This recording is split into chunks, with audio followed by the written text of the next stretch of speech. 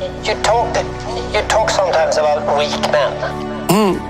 Why are weak men such a problem? Well, weak people are a problem in general. And I don't mean physically weak. I mean cowardly and deceitful. I'm thinking it more in terms of moral weakness. There's a variety of reasons. First of all, if you can't support your own weight, let's say, then someone else has to do it. And that's not good. If you don't pick a forthright and useful and noble pathway through life, then you'll become bitter and too hurt by the tragedy of existence, and then you tend to seek your revenge wherever you can get it. And that's not good. So it's a mistake on all fronts. It's not good for you, it's not good for your family, it's not good for the community. It's certainly not a good medium to long-term strategy, because life is very, very difficult, and you have to be prepared for that. That's strength. And necessary. That's strength. And necessary.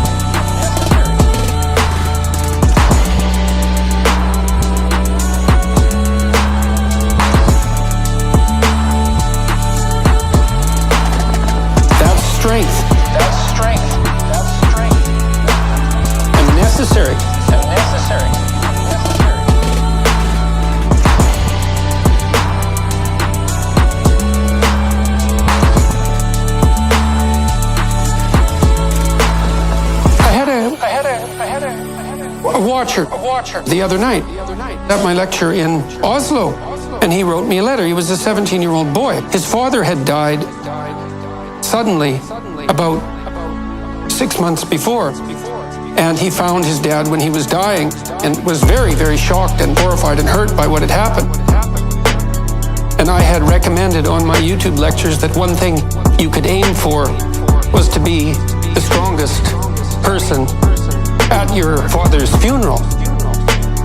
And so that's what he did. And he helped his mom, and he wrote a 200-word eulogy and got through it. And so, good for him. That's strength. That's strength. And necessary. I believe that people are stronger than their misfortunes.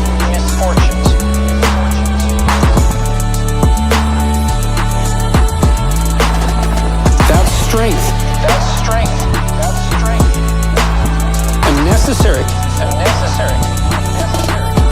I believe that people are stronger than their misfortunes.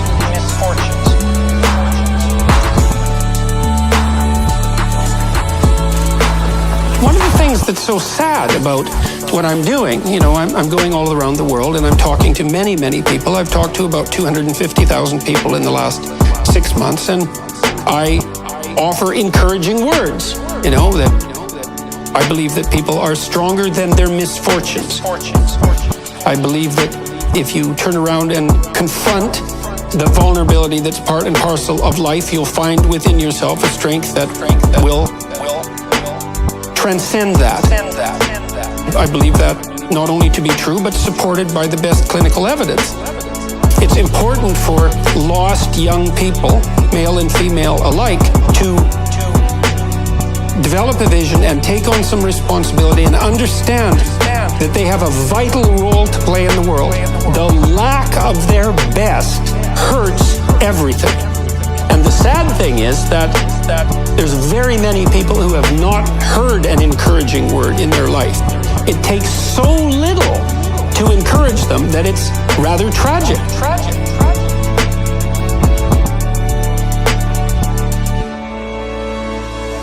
That's strength. And necessary. I believe that people are stronger than their misfortunes.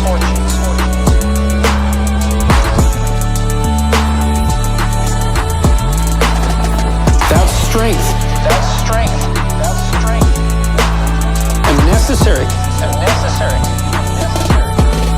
I believe that if you turn around and confront the vulnerability that's part and parcel of life, you'll find within yourself a strength that will transcend that.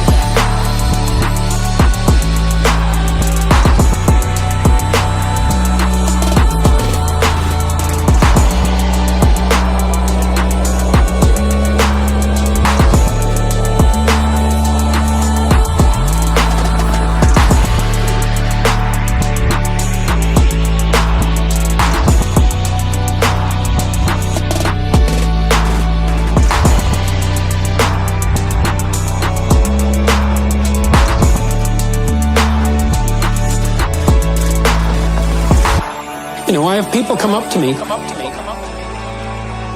many people every day in the lectures and on the street who tell me I was in a bad place, I was struggling, I've been watching your lectures, I've been reading your book, I put my life together, I'm trying to be responsible, tell the truth, things are way better. Thank you. Can't get any better than that. So, and that's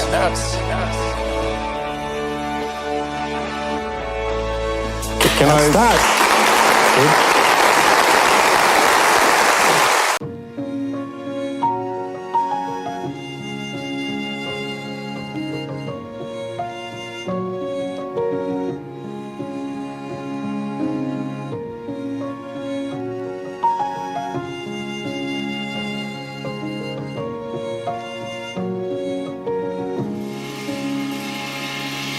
This is a dream my 5-year-old nephew had.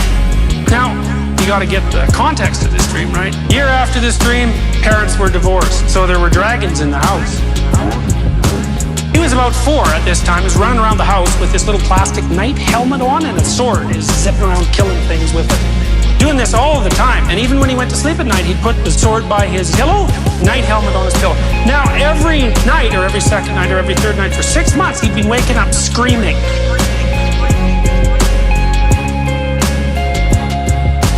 So I was there one night when he woke up screaming. Next morning I said, well, did you dream anything? And so he launched into this story. He said he was in this field and these little creatures, like dwarf, were coming up to him and they didn't have any arms, they just had legs. They had big beaks and they were covered with hair and grease, and on top of their head was a cross. And there's lots and lots of these dwarves and they were jumping on him with their beaks, biting him. We all looked at him and thought, well, it's no wonder you're waking up screaming, right? I mean, you know, that doesn't sound so good. And then he said, well, wait, there's more, right? Back in the distance, there's a dragon. You might as well go after the dragon. Go after the dragon.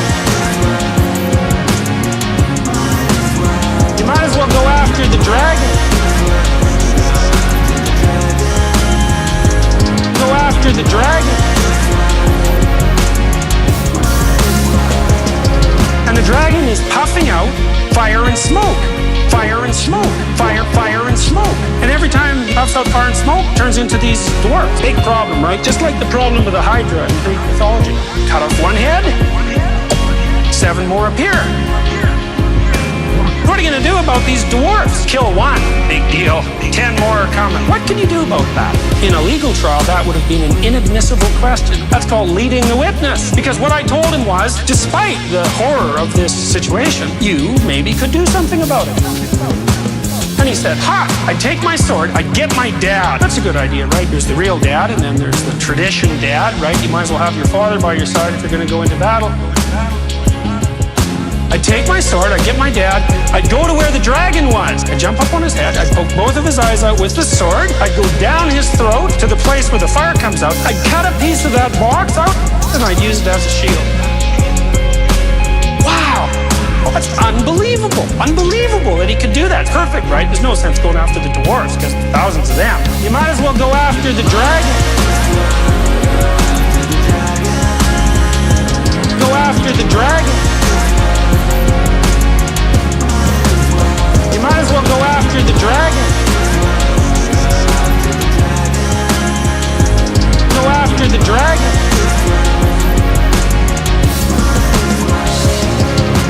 What happens if you go after the dragon? You get a piece of it.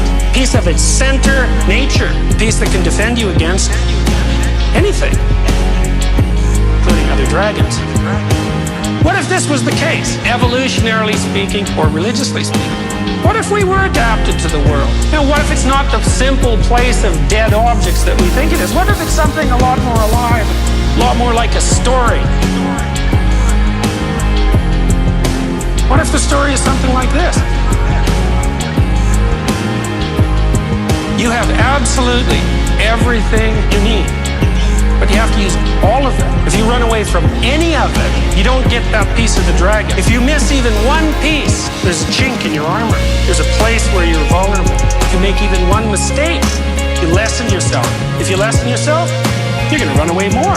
Not only that, when someone wants to lean on you, they're not going to be able to lean on you because you'll just fall over. What if it was the case that we were adapted to the world, really adapted to it, so that if we made